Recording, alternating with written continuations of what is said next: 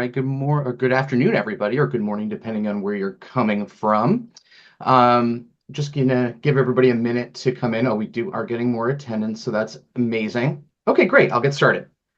So, just want to welcome everybody and thank you for joining today's webinar, Prosthetic Considerations for the Injured Worker, hosted by Medical and Life Care Consulting Services, a case management and nurse consulting firm based in Massachusetts.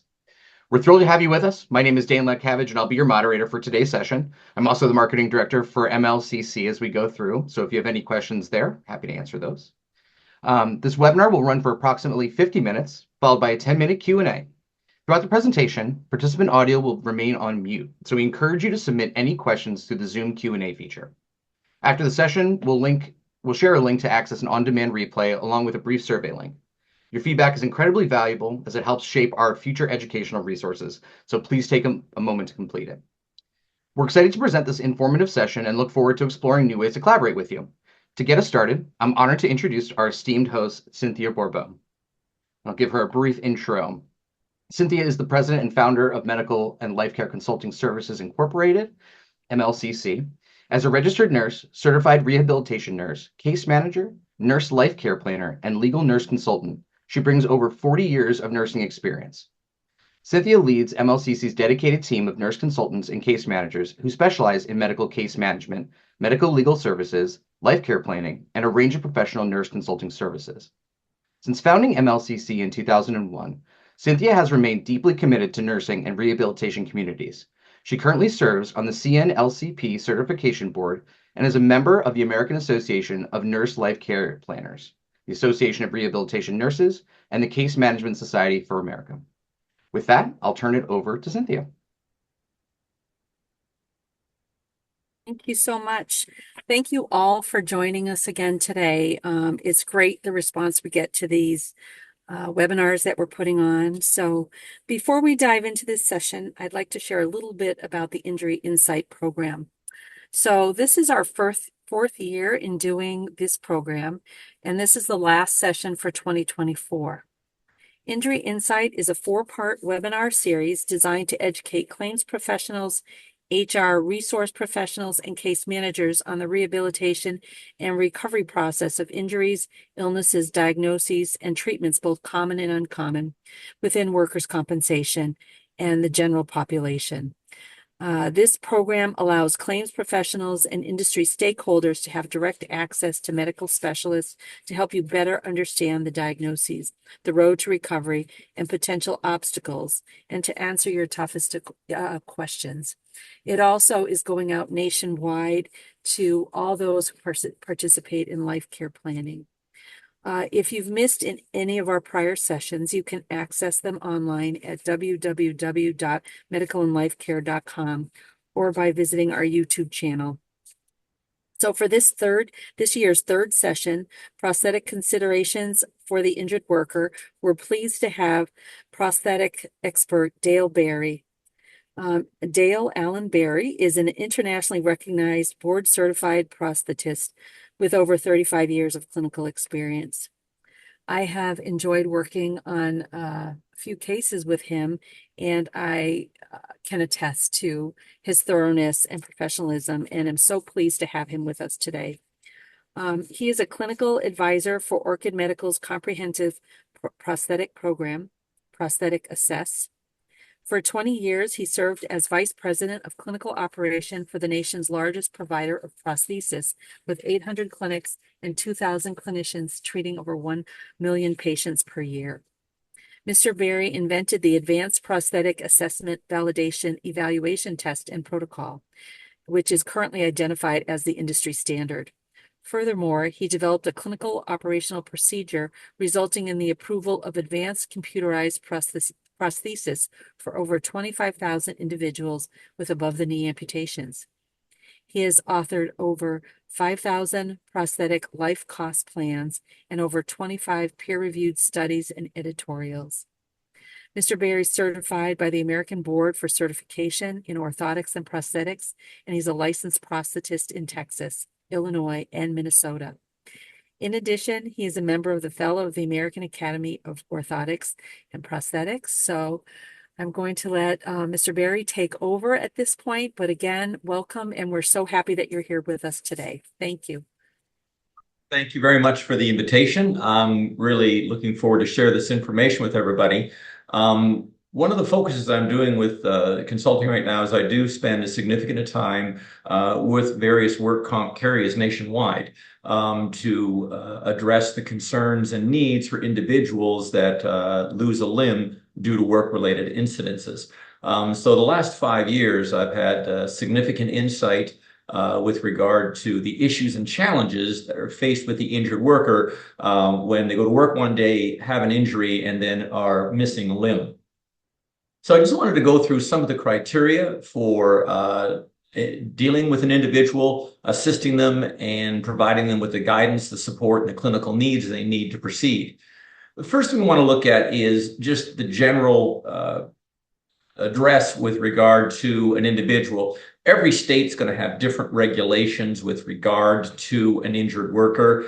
But, this is from the Longshore and Harbor Workers' Compensation Act to say, if an individual loses a limb, part of the coverage and the focus and the responsibility is to provide them with the apparatus that they need to be able to proceed. So artificial limbs clearly falls into the coverage criteria for an individual that loses a limb.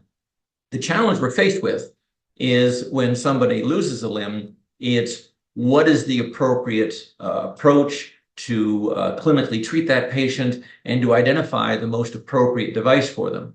And that's when we start getting into something along the lines of medical necessity. Medical necessity, again, can have various definitions depending upon what state you're in, what kind of coverage the patient might have. But basically, medical necessity is healthcare services or supplies that are needed to diagnose or treat an illness, an injury, a disease, or its symptoms that meet acceptable standards of medicine. So if somebody loses a limb, loses a leg, or loses an arm, we could argue and agree that it's medically necessary for them to get a prosthetic device. But what prosthetic device? That's one of the issues. And also, there are clinical standards of care, which we'll talk in just a few minutes, whereas just because you're missing a limb does not necessarily make you a candidate to receive a prosthesis. There are criteria that need to be met. And if you don't meet those criteria, then a prosthesis will not provide you any benefit. A prosthesis is a tool that a patient uses. And if you're unable to use that tool, it's not going to provide you any benefit. So when we look at what's medically necessary, we look at a balancing act. On one side, you have standards of care, clinical, scientific, medical, empirical evidence that identifies what type of prosthesis is appropriately suited to benefit this patient. And then you've also got personal opinion, judgment, experience, the desire, the observation of the patient. As in my introduction, I've been practicing prosthetics now for almost 45 years. And when people say to me, what's one of the biggest thing that's changed for you as a clinician? I have to candidly say it's the number of patients that I have that are all graduates from the University of Google. They've lost a limb, and on their first visit, they come in telling me exactly what kind of prosthesis they need. They saw it on the internet, they've done their research, and this is what I want. And unfortunately, the majority of the time, it's contraindicated. Just because they saw it on the internet and they saw somebody running and doing certain things, that does not necessarily mean that's going to be the appropriate device for them. Medical necessity, as defined in regulatory standards for prosthetics, for the purpose of determining reasonableness of medical necessity for orthotic prosthetics, documentation created by the orthotist or prosthetist is part of that medical record. So as a prosthetist we'll evaluate the patient to determine what is the most appropriate device for that patient. Now, there are there are major criteria in a prosthetic design. When we design a prosthesis, you have to take a look at what's involved in that prosthesis. Part of it is what's made from custom materials, raw materials, where we actually make the socket. Every prosthesis will only fit that patient. The prosthesis is custom designed for that individual in that individual alone. So the three major components of a prosthesis are first and foremost the socket. This is an example of a prosthesis for someone that's had an amputation through the femur or above the knee, transfemoral amputation. So the first thing is we have to have a custom socket to contain their residual limb. That's made from raw materials. Then we will order certain components out of a catalog, a certain type of knee, a certain type of foot, a certain type of component. And those will access from manufacturers, and then we will basically install them, and then we have to properly align them and adjust them. So as you can see with these components of a prosthesis, the socket is custom made. The alignment is the skill and expertise of the prosthetist. The only thing that comes quote unquote off the shelf would be the components. And so it's this combination of putting these components together which makes the prosthesis. I like to use analogies. It's like if you're building a custom home. Well, certain parts of the house are custom made. You're pouring concrete with raw materials. You're getting boards and you're cutting and shaping them and putting them together. But then you're going to install a furnace and an oven, and you're going to install air conditioning systems. Well, those you all buy from a manufacturer and install them. And then they've got to be installed correctly. So what we see is patients, well, I saw online and I saw somebody with this kind of air conditioner. So if you put that air conditioner in my house, it will work perfect. Well, that's the wrong kind of air conditioner for the size of your house. It won't fit. It won't work. It won't cool your house correctly because it's not the type of air conditioner for the type of home you have. And that's where we run into issues with patients demanding, I want this, I want that, or even nurse case managers. We've done our research. We think this foot's the best foot for the patient. And in reality, it's a terrible foot for that patient because it doesn't meet the criteria of the weight restrictions of that patient, the activity of that patient, the daily activities of that patient, the type of terrain they walk on. Everything is custom made for each individual patient. Another thing that's very important, especially for a new prosthetic wearer, is the change in the patient when they get their prosthesis. So here's an example of one patient, and these are photographs of the residual limb from 2 days after amputation up until 2 years after amputation. And as you can see, obviously, right after amputation, it's a significantly different looking limb. You've got staples involved, you've got the wound in place, you've got lots of swelling. And then 6 months later, it's starting to heal a little bit, but you've still got quite a bit of swelling. 12 months later, the limb is starting to take its shape. And then 24 months later, the limb is what we refer to as mature residual limb. So all the post-surgical edema is gone. The muscles that are going to atrophy have now atrophied, and the residual limb has taken its shape. So when someone first has their limb amputated, when they first start to walk, in this example for a lower limb, they're going to need to have a beginner leg, something to teach them how to stand, something to teach them how to walk, something to teach them how to balance. So if somebody wants to become, again, I'll use an analogy, wants to become, a professional bike rider and go on the Tour de France, when they learn to ride a bike, they're not going to ride the same type of bicycle. If you're learning to ride a bike, start with a tricycle, start with some training wheels, and then slowly build your way up and progress. So when you first lose your limb, you do not necessarily want to start with a very sophisticated limb. You want something simple, something light, something that accommodates all this change that's going to happen to the residual limb. Then once they learn how to stand and how to walk and how to balance, then you would proceed to a more sophisticated device. So it's very, very common with the prosthesis for the first 36 to 30 months to have a very different types of prosthesis. Their initial prosthesis is going to be very, very lightweight. It's going to have a very, very simple foot. And it's going to have a big socket to accommodate that lots of swelling. And then after a couple months, when their leg starts to shrink, we can maybe do a replacement socket. We can use the same foot. We can use the same connectors, but make a different socket for it. And then keep doing these replacement sockets. And then once their prosthesis has matured, then go to a more sophisticated definitive prosthesis because that's when they're ready to get back into their lifestyle.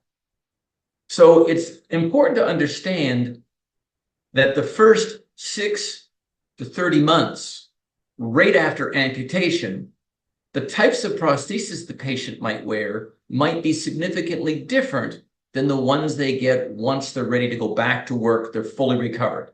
Now, some people, that recovery rate can only be 6 to 7 months, 6 months to 12 months. Some people, the recovery rate is longer.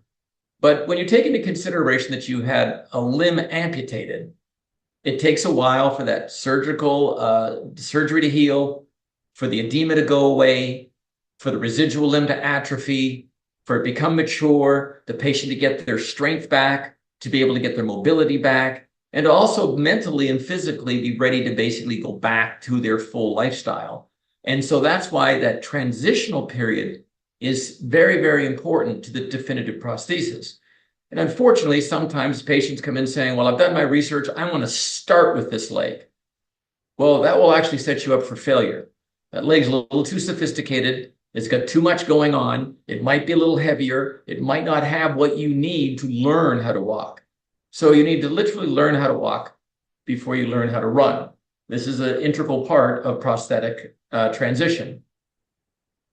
Once they get their prosthesis, they're what we call a definitive prosthesis, which is kind of a misleading word because it's not definitive. But once they get their mature prosthesis, they typically last about 5 years. So as a general rule, the overwhelming majority of prostheses are replaced once every 5 years. This is the standard process. So once they've done their recovery and they've had their preparatory prosthesis and their limb is stabilized, your long-term approach would be like, for instance, if this person basically lost their prosthesis, lost their limbs, let's say 2018, and then they basically mature and get their good definitive prosthesis in 2020, then the year after that, they would get maintenance and supplies, then the third year maintenance supplies, and then probably a replacement socket. And then in 2004, replacement and supplies, and then 5-year cycle would be getting a new prosthesis. So the basic rule is, and you will see, I just recently had a published study in the Journal for Nurse Life Care Planners, that basically did an extensive long-term overview of work comp patients and found that the majority of work comp wearers, who are going to be more heavy-duty wearers, that are wearing their prosthesis back to work, that the replacement cycle of a prosthesis is typically once every 5 years, with a replacement socket at the mid-cycle. So let's talk about the types of prosthesis. So the first thing for lower limb, and I'll talk about upper extremity prosthesis a little bit later on, but for lower limb, the primary thing we need to know, other than obviously the amputation level, is what is the patient's functional level? What are their normal activities of daily living? What are they going to be doing to support their functional status and their potential?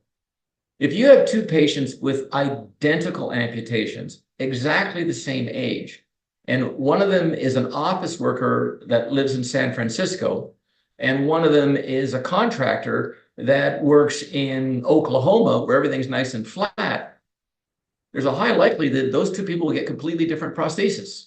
Why? Because they live in different parts of the country. The one in San Francisco's got lots of hills, lots of ramps, moving up and down on a regular basis, and they work in an office. The construction worker in Oklahoma lives in pretty well flat terrain, but uneven terrain, and he's a construction worker. Completely different types of prosthesis. You can think about shoes. I mean, if people have 2 different types of jobs, if somebody is a truck driver, and somebody else is a construction worker, they're going to wear different types of footwear because they have different needs in their day-to-day activities. I've had situations where people change jobs, and based upon changing jobs, will change the type of foot they have because that foot is designed for certain activities. And so it's important that we align their functional level to the patient's functional needs. Now, looking at functional level, there are basically 4 functional levels. There really is a 5th one. The 5th one is K0. And K0 is an individual who is unable to transfer without assistance, unable to get out of a wheelchair onto a commode or get out of a wheelchair onto a bed without assistance. If they're unable to do that with assistance, they're considered functional level K0 and not a candidate for a prosthetic device. If they can't transfer on one leg, then they're not a candidate for a prosthesis without assistance. Bilaterals, of course, there's obviously exceptions for that, but we're talking about unilateral lower limbs. So the basic functional levels are K1, basically a household ambulator, somebody using a walker, someone living in a nursing home. That'd be K1. K2 would be a limited community ambulator, someone that spends most of their time at house. They're walking out in public every once in a while. They can walk on grass. They can maybe do a couple stairs. They can maybe do a ramp. Unlimited community ambulator is the most common functional level. And this is for somebody that is an unlimited community ambulator, and it's defined as someone that can do ramps and stairs and walk at variable cadence. What variable cadence means, they can change speeds. And the most common place you change speeds is when you cross the street. If you're walking down the street, you'll be walking at one speed, and when you get to the intersection and the light changes, you'll tend to pick up your speed a little bit. So that's a variable cadence, changing speeds while you're walking. And then K4 is an athlete, an extremely active individual. A child is typically K4. If you have somebody that's a police officer, a firefighter, someone that's a heavy-duty individual that's really pushing their prosthesis to the limits, that would be K4. I will say candidly, a lot of patients, their ego says, well, I'm a K4. Well, actually, you're not. This is someone that really pushes the device to the limits. But the truth be told, there really is no benefit to the patient to be a K3 or a K4 because the types of technologies that are available are much the same. The importance about the K levels is that the K level identifies the types of components best suited for that patient. To be very, very clear, if you get a better K level component, it will not help you. If you are a level K2 individual, a limited community ambulator, and saying, well, if I had a K3 foot or a K3 knee, I would do better. The answer is absolutely not. K3 devices are designed to work in corroboration with the K3 activity levels. And if you put a K3 device or a K3 component on a K2 patient, they will have significant challenges and issues. They will probably reject it because it's providing functions and features that they'll never use. The same is true the other way. If you're a K3 individual and you put a K2 knee on them, it's like giving them a boat anchor because they'll want to walk fast and the knee won't let them. And same as if a K2 patient was carrying a K3 knee, the K3 knee wants to work fast, they're walking slow. It's not designed for that. So that's why we want to identify the K levels, because once we know what their K level is, we can put the most appropriate designed device for their function level on that patient. There is a pricing variance, definitely on these different types of devices. K1 devices are going to be the least expensive, but notice the K2 are a little more expensive, but the K3 and K4, they cost exactly the same. Because the overwhelming majority of components that we put on K3 patients are, in fact, the same components. Most components that are rated for K3 are also rated for K4. K3 or K4, they're interchangeable. That's true with above-knee devices as well. Majority of components that are made for K1 are just for K1. Components that are made for K2 are just for K2. But components that are made for K3 and K4 are typically interchangeable with a very, very few exceptions. So functional level is very, very important. I want to talk about knee units for example, and just give you a very specific example. For someone that's amputated above the knee and they're functional level K3, the most common type of knee unit is what's called a microprocessor knee. And it's going to be a microprocessor controlled knee unit, where the knee unit itself basically has different types of components and parts with it. And so basically, when we're working with these types of patients, it's about connecting the dots for the patient. You need to take a look at the patient's needs and capabilities. And then we need to figure out which components have the features and the functions to best accommodate what they're doing. And that's why evaluating what the patient's doing is so important. And this is why I wouldn't say, well, I went on the internet and I found this knee unit and that's the one I want. Well, it may or may not be the one specifically for you. What are you doing? What's your daily activities? What type of terrain are you walking? Are you doing ramps? Are you doing stairs? How much walking do you do a day? How far do you go? That knee unit may or may not be the one that's going to best suit you. And that's why we need to connect those dots between the patient's needs. What do they need to be able to do? What are they capable of doing? How long is the residual limb? How much hip strength do they have? How much core strength do they have? How balanced are they? Do they have any comorbidities? What's going on with their other leg? Do they have a knee issue? Do they have arthritis? Do they have a problem with their ankle? Do they have bursitis? All of these things need to be taken into consideration to figure out how this is going to work. So once we figure out what their needs and capabilities are, then we can identify which components have the features and functions for them. Looking at prosthetic feet, there are hundreds of prosthetic feet. And I can't stress this enough, that no one foot is better than another one. People often say, what's the best foot? There's no such thing as the best foot. What's the most appropriate foot for you? Be like somebody saying, well, what's the best sports shoe? I don't know. What sport are you playing? Are you playing golf? Are you playing tennis? Are you playing basketball? Are you playing soccer? Are you playing football? Are you playing baseball? Notice each one of those sports all had different types of footwear. The footwear is designed for that activity. Prosthetic feet are exactly the same. All these feet have different features, different designs, and no one is better than the other. They are designed for that patient's gait, for their length of limb, for their strength, for their speed. Also, feet are calibrated to the patient's weight.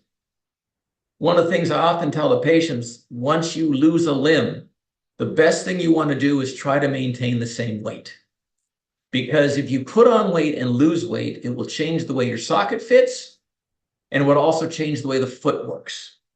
So we calibrate the feet. If a patient comes in and they're 150 pounds, we will calibrate the foot for a 150-pound person. So that when they're walking on it, it's giving the right amount of feedback and the right amount of resistance. If you basically put on 20, 25 pounds, become 175 pounds, that foot will now be too soft for you. When you're walking on it, it'll squish too much because you're too heavy. On the same side of the coin, if you weigh 150 pounds and lose 30 pounds, you now weigh 120, that foot will be too stiff. So it's important that we basically identify the right foot for the right patient and have it calibrated and aligned just correctly. Now, getting back to those knees, same thing with the knees. Now, there are computerized knees. Each one of these knees actually has an onboard computer. And this computer analyzes gait. It's got a gyroscope on it. It's got strain gauges on it. It basically has accelerators in it. And so these knee units, they have basically process information. They're approximately 1,000 times per second. They're capturing information. And based upon that information, they'll adjust the valves. And they'll control how fast the knee swings forward or how fast the knee flexes. So it'll know, for instance, if I'm walking down a set of stairs, it'll know by the strain and the gyroscope that the knee is basically going down a set of stairs and will basically optimize or maximize the amount of resistance. So the knee won't bend very quickly. It'll give lots of resistance, so it'll bend slowly to allow that patient to go down the stairs step over step. But if they're walking on level ground, It'll give very little resistance, so the knee will swing quicker and swing better. So these knees are very, very functional. And they are the most commonly used knee for a functional level K3 individual. There are some of them that are designed for K2, but the majority of these knees are for K3 individuals. I just want to give an example of looking at the Optimum Component. These are three of probably the most popular knee units. They're made by a company called Autobot. There's the C-Leg, the Genium, and there's called the Genium X3, X4. Routinely, someone will lose their leg and they'll come in saying, I've done my research. I want to get the Genium X4 because it's the best knee unit in the marketplace. I've done all my research. That's what the veterans they're putting on wounded soldiers. It's the best knee. I want that one. Well, let's talk about some of the details. If you look at these knees, the C-Leg, the Genium, and the Genium X3, there's quite a few about these knees that are identical. The C-Leg is the most commonly used knee unit in the United States right now, and it is for a reason. Now, is the C-Leg better than a Genium? They're both microprocessor swing and stance. They're both hydraulic. Their weight category, Genium is for 330 pounds, but if you're under 300 pounds, it doesn't make any difference. The microprocessors work at the same speed. They're both for variable cadence. They both have stumble flexion recovery. Activity modes. The Genium knee has more activity modes. Majority of people don't use activity modes. These activity modes, you can take your phone, you can push a button saying, well, I want to go golfing, or I want to ride a bike, or I want to play tennis. You can change the resistance factors for different types of sports. So unless you're doing more than 2 activity modes, you really don't need the additional 3 activity modes.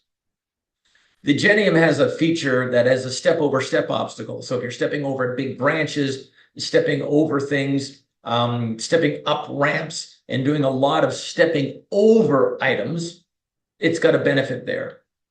They're both water resistance. The C-Leg is water resistance IP67, which means it can go in fresh water for 30 minutes. The Genium can go in salt water for 30 minutes. So the point is, the Genium X3 and X4 were designed for military personnel. They basically took the C-Leg and made a military version. Now, it is 1 pound heavier. So you have to understand that. You're going to be adding a pound weight to your leg. So if you're not getting in salt water, not getting around corrosive, the battery, by the way, the battery life on the Genium is 5 days. The reason for that is called military personnel, when they're on maneuvers and they're away from electrical plug for 5 days, their prosthesis will still work. That also adds weight. C-Leg has a 2-day battery life. So I say to patients saying, well, how often are you away from an electrical plug? Well, I live in New York City. There's electrical plugs everywhere. Do you plug your phone in every night? Yes. Well, then you can plug your knee in every night. So it's a situation where the Genium X3 is not a better knee. It has specific designs that if you are military and you're going to be away from electrical plug for 5 days, you're going to find yourself wading in caustic materials and in salt water up to your hips on a regular basis.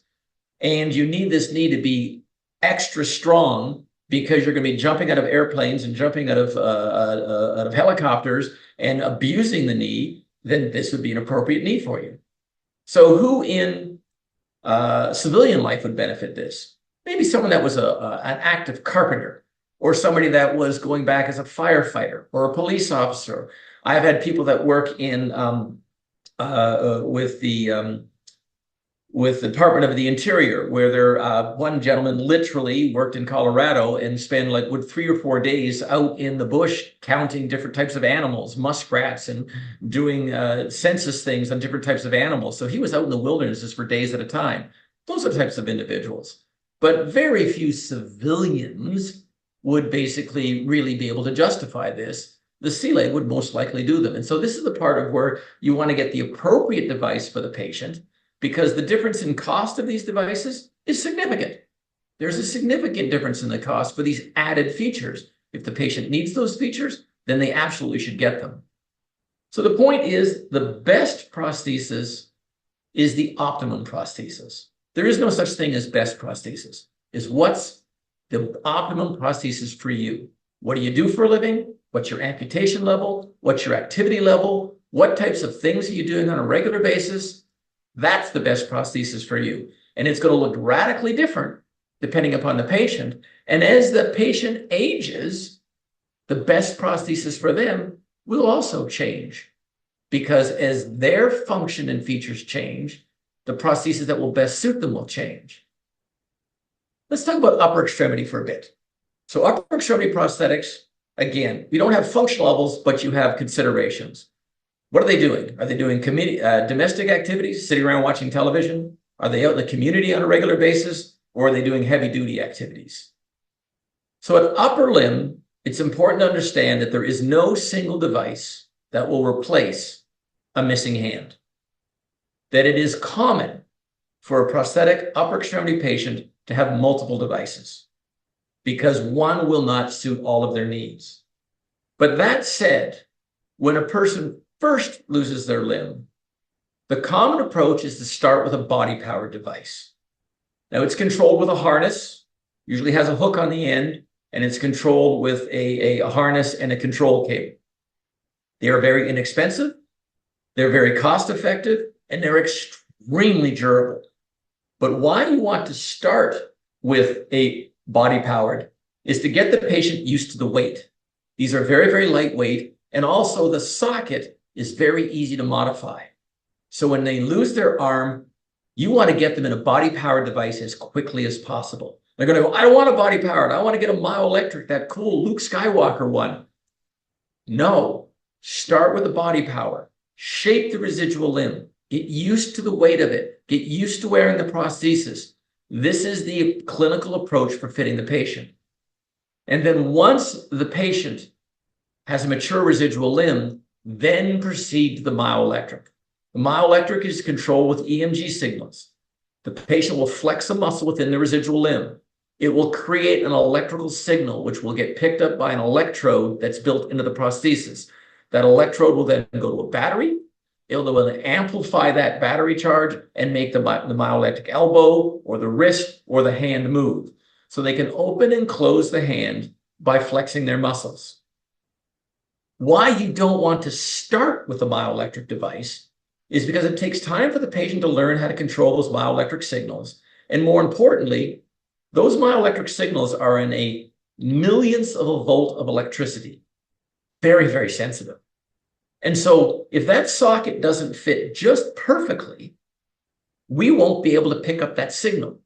So if you put a Myo Electric prosthesis on a brand new prosthetic patient, and then within 2 or 3 days, their residual limb starts to shrink. And now we don't have a good socket fit, and they're trying to flex that muscle, and the signal's getting disturbed, and they get very, very frustrated, and they get very, very upset. And so they end up abandoning the prosthesis because it doesn't work. Well, the reason they're abandoning the prosthesis, the reason they're frustrated, and the reason they're getting upset is because their residual limb changed, the signal's no longer getting caught up, the arm doesn't work. If we had to fit it with a body powered first, reduce the residual limb, get them mature, and then get that stabilized, then fit them with the Myo Electric, now they can take that extra weight of all these electronics, and their limb doesn't change as much. Oh, and by the way, now they got 2 prostheses. They've got a Myo Electric for working around in public, for working around the house, and then when they want to go out and jump in the pool or work in the garden or do some roughhousing, they can put the body powered device on. So they've got one for work and one for play, if you will.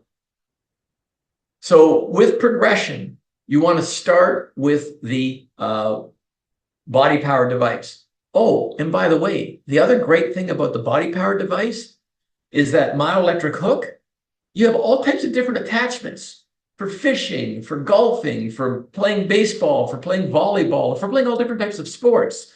So the body powered is a superb prosthesis for doing sporting and extracurricular activities. If you want to go fishing out in a boat, you don't want to be wearing an $85,000 Myo Electric device with batteries. If you get it wet or fall in the water, you've got a big problem. But you can take your body powered, put a special adapter on it, and it'll hold your fishing rod for you, or hold your golf club for you, or things of that nature. So having that body powered and learning the body powered first, and then progressing to the Myo Electric significantly increases the patient's activities and increases their adaptation and acceptance of prosthetics. So once the stem's stabilized, then you progress to the Myo Electric. You have hands that have individual fingers. You can basically operate it with the EMG pulse. You have wrist rotators. So once they learn how to ride the bike, then they can start riding the motorcycle. And that's why it's very important when you have somebody that's lost an upper limb to basically encourage them. Start with the body power. Get used to it. It's got an ugly hook. I don't like it. It's a transitional device. It's to get you to where you need to be. And then you're going to like having that prosthesis later on for playing sports and things of that nature. So transition, upper limb compliance, the goal is for the patient to get 2 arms, a body-powered and a Myo Electric. That is a successful rehabilitation process for somebody that loses an arm. That's where we want to end up. Now, some patients, depending on their activity, may decide to only use the body power. They choose that sometimes. Some people only use the Myo Electric. But in a perfect world, in your classic case, having 2 devices would be the perfect world for treating an individual with a missing arm. I just want to take a few seconds to talk about partial hand amputations because this is the overwhelming injury with workers' comp. One of my frustrations with this is, though, when people say, I had a patient, they had a partial hand amputation. Well, what does partial hand mean? Did they lose the tip of a finger? Did they lose the whole finger? Did they lose 2 fingers? It's really important with partial hand to understand exactly what finger was amputated and specifically, anatomically, where was that finger amputated? Because that makes a world of difference for an individual that is going to wear a partial hand prosthesis. If you're missing the tip of the finger, there's something called the PIP driver. And it's a little device that fits right over the tip of the finger. And this is if the amputation, if the patient has a functional proximal phalange joint. So they've lost the tip of the finger, the area where the fingernail is. So this slips on and helps give them better dexterity.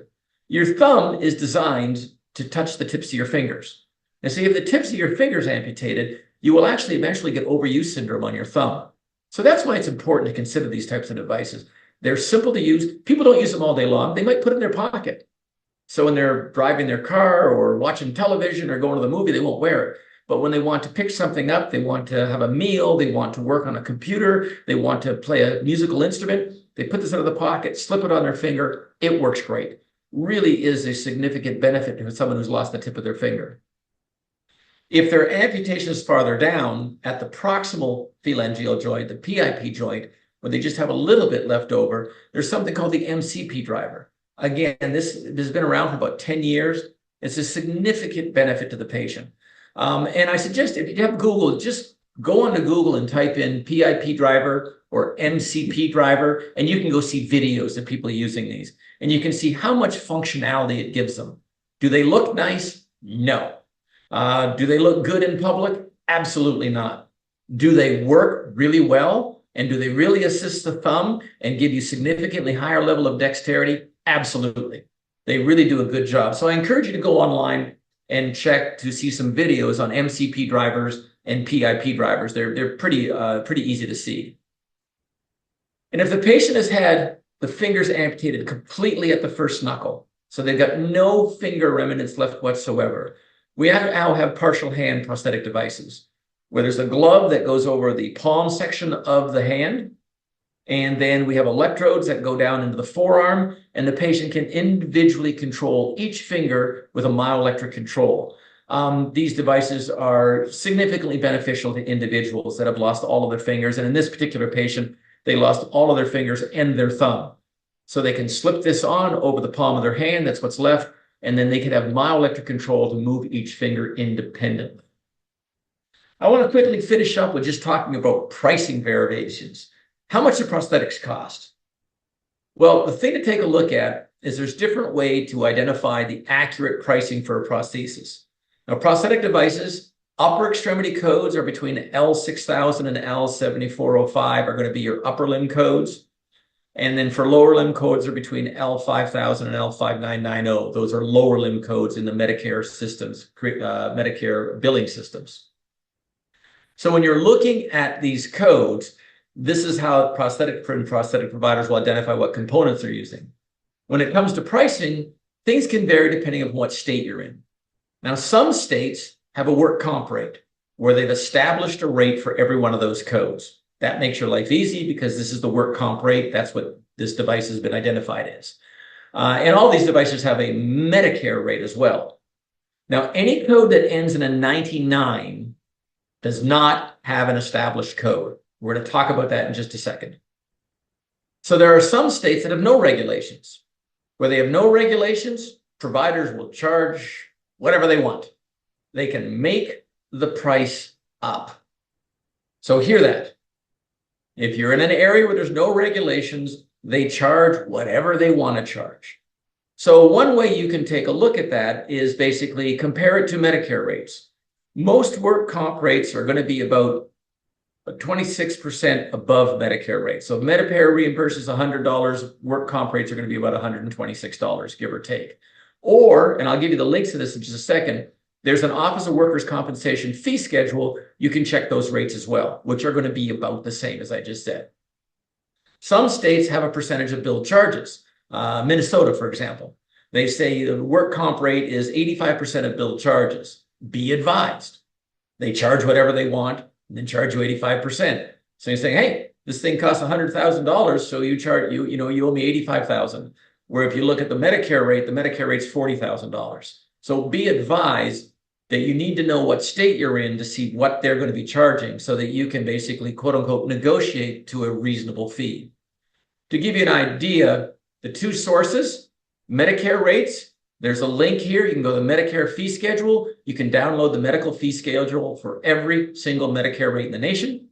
And then for workers' compensation, there's also a download. For the Office of Work Comp program, they can show you a downloadable fee schedule. To give you an idea, here are just some codes.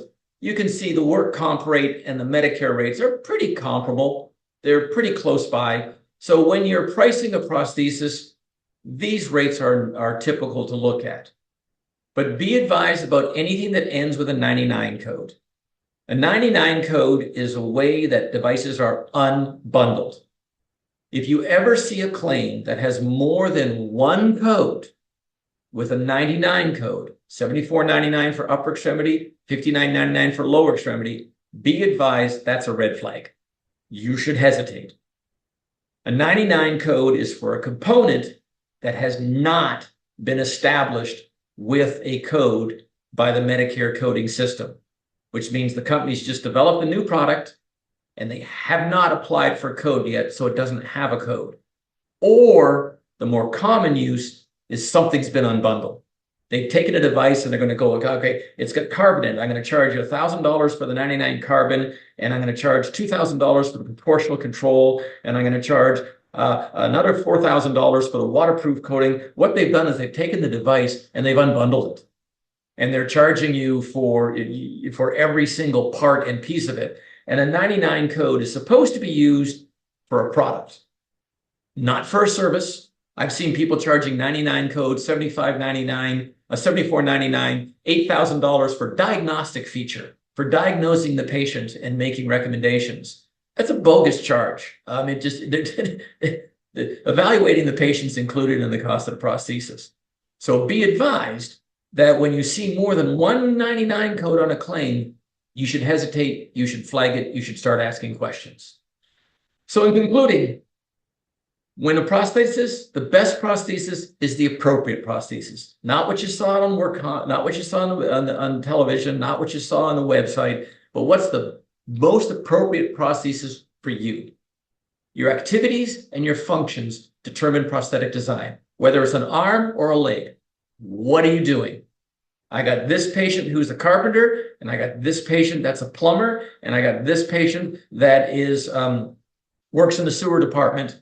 Whether they're upper extremity or lower extremity, they're going to have completely different devices because that's what they need for them to do their job and live their activities. Their initial prosthesis right after amputation will probably be different from their definitive prosthesis. They got to learn how to use prosthesis before they get to their final one. And last but not least, coding and pricing compliance, you need to verify it. Make sure the codes are correct and the pricing lines up. So that is the conclusion of my presentation. Thank you very much for your attentiveness. We finished, I think we finished right on time. We have 10 minutes for questions and answers. And so I am ready to address any questions or concerns that you may have. Excellent. Well, thank you, Mr. Berry, for that valuable insights into prosthetics. I learned a bunch. I'm not, necessarily on the medical sides, but that's super interesting. And I'm an adjuster too, so I know about overbilling for codes and things like that. It's a problem that plagues a lot of different industries. Sometimes they call it creative billing. Sure. Whatever name they want to call it, it's in the market. It's all in marketing, right? And by the way, workers' compensation is that, I think that's one of the reasons I do so much consulting with work comp, because work comp is the Wild West. See, Medicare's got very tight regulations. And if you got a contract with an insurance company, they've got very tight regulations. But the industry recognized that workers' compensation is the Wild West. And the patient got injured, and so I lost my leg on the job, I lost my arm on the job, I'm going to get it, I'm going to get a lawyer involved. And so, hey, I'm all for the patient getting great care. Absolutely. And getting the best prosthesis available. And if you're upper extremity, absolutely, let's get you a Myo Electric. Well, let's start with the body power. No, they're trying to screw me. They don't want me to have a Myo Electric arm. They're holding me back. No, we want you to be successful. We want you to learn how to ride a motorcycle. But what do you say we teach you how to ride a bicycle first? Ride the bicycle, learn how to balance, and then go on the motorcycle. Because the truth is, if we start you with the Myo Electric device, it's heavy. It's heavier than the other device. You're going to lose shape quickly. You're going to get frustrated. And clinical studies show if you start with the Myo Electric, the rejection rate goes up. We're not trying to hold you back. We want you to be successful. Exactly. And I think sometimes like the too much information, right, on the research side can get in the way. So that's kind of what I took away from that. Questions? Exactly. Yeah. So I'm just going to jump into, we have a few Q&A questions. I saw some folks putting them in, so let me just pull those up. Let's see. So Paloma asked, can we get the links to the Medicare billing costs? Just to let everybody know on the webinar, we record the whole thing. We make this available on our website afterwards as a recording. So if you need any of that, it'll be on our website as a recording. I have another question from Daniela, and it says, will the age of maturity differ from lower to upper limb, or from transtibial to transfemoral amputation, or is 2 years the average for all? There's a lot of mitigating factors. Cause of amputation, comorbidities, their weight. If someone is obese, they will basically take longer because they've got more adipose tissues. But 2 years is a good rule of thumb. If you're young, fit, in good shape, it's going to be much quicker. I've seen it as short as 6 months for that leg to get completely mature. But 2 years, let me put it this way. If it's more than 2 years, there's usually something else going on. Got it. Makes sense. All right, I've got a few more. Because some people get very complacent.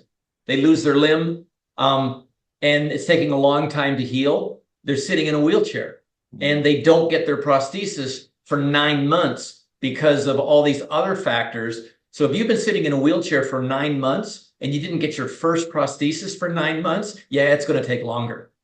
Whereas if you got injured on the job, your leg was amputated, and we were fitting you with your first prosthesis, 4 weeks later because you healed so quickly, you're going to be much shorter. So 2 years, if it's more than 2 years, in my opinion, there's something going on. And it's usually delayed healing, comorbidities, patient weight, or I was going to say patient activity, but lack of patient activity. Sure. Sure. Excellent. All right. Thank you for that. It's wonderful. I think we're going to hit one or two others. We got about 5 minutes left. So let me just go over here. Our first one is, once a person receives his or her limb, if problems occur, how many visits with the prosthetist is covered under the cost of the prosthesis? Typically, a prosthesis is again, depending upon the patient, for the first 90 days, adjustments are typically included. Okay. And unless it is something significant, like I've done patients where I fit the patient with their prosthesis and they had massive swelling.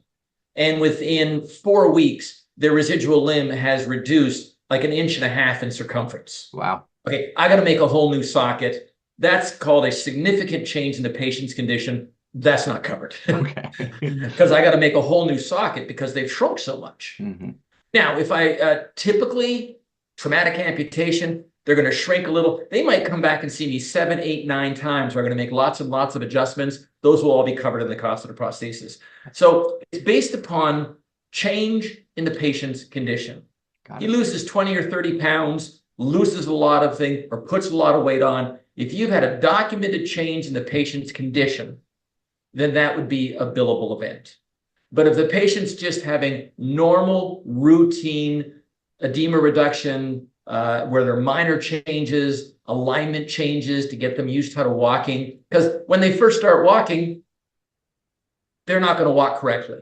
Then I'm going to have to maybe lengthen it or shorten it. That's typically all covered. So typically 90 days would be the norm, that all the follow-up visits for 90 days would typically be covered, unless there's a significant change in the patient's physiological condition. Got it. Makes sense. Makes sense. I've got another one here. Do you recommend formal therapy after the patient receives each prosthesis? I highly recommend formal therapy for before their first prosthesis and after their first prosthesis.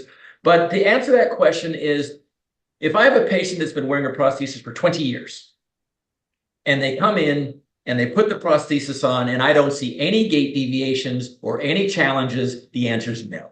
Okay. If I have a patient that's been wearing their prosthesis and they didn't come in to see me as quickly as they should have, and their hip is kind of off, and they've got some gait deviations, and I think the patient could benefit from a little bit of physical therapy, then yes. I see. So it really depends. Upper extremity, very rare. Okay. Very rare for upper extremity. Once they learn how to use their arm, because they don't have gait deviations. But for lower limb, on a case-by-case basis, people get older, they might have arthritis in the knee, they might have this situation. So there are incidences where I say yes, but it's PRN, it's as necessary, and to be blunt, it's usually obvious. But if someone's wearing their prosthesis and they're a good wearer, no, they're fine. Got it. If they need it, it's usually obvious. Makes sense. Makes sense. And then I guess we have 2 minutes, so I'll do one last one if we can fit this in really quickly. Do you see a certain % of complications for patients once they have their established prosthesis? The biggest complication is typically with patient compliance. And it's usually it's on each side of the pendulum. They put their prosthesis on and they start wearing it too much. And you've got to, here's your prosthesis. I went out and played a round of golf yesterday. No, don't push it too hard. Be compliant, or them not using it enough. So basically is keeping in communication with the therapist, with the case manager and the prosthetist, and patient compliance of working towards a common goal. With upper extremity, wearing it on a daily basis. That's usually the challenge with upper extremity. And then, them wanting to go Myo Electric, start with the body power, just follow the compliance programs. We have protocols in place for a reason, because they work. They work really, really well. And it's based upon clinical experiences, and patient thinks they're different, but compliance of following the protocols, starting with the appropriate prosthesis and then transitioning, that's going to be your secret to success. Amazing. And on that note, way to just wrap it up right into the segue into the end. You're a true professional, Dale. Thank you. Just wanted to say to everybody on the webinar, we do have a QR code on the slide. We really appreciate any feedback, anything you want to submit there. It's super valuable to us. So scan that code.